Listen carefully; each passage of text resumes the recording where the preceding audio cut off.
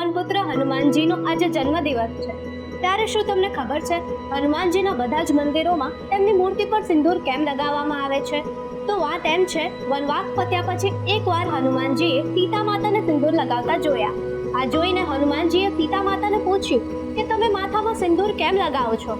સીતા માતાએ કહ્યું કે તેઓ ભગવાન રામની લાંબી ઉંમર માટે સિંદૂર લગાવે. આ સાંભળીને હનુમાનજી ઊંડા વિચારમાં પડી ગયા. બીજા દિવસે હનુમાનજી ભગવાન રામના દરબારમાં આખા શરીરે સિંદૂર લગાવીને આવે છે. આ જોઈને ભગવાન રામ હનુમાનજીને પૂછે છે કે તેમણે આવું કેમ કર્યું?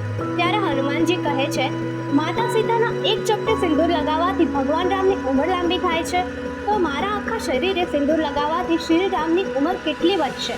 બસ આ ઘટના પછી ભગવાન રામે પ્રસન્ન થઈને હનુમાનજીને વરદાન આપ્યું કે જે લોકો હનુમાનજીના સિંદૂરવાળા રૂપની પૂજા કરશે એ લોકોને શ્રી રામનો આશીર્વાદ પ્રાપ્ત થશે.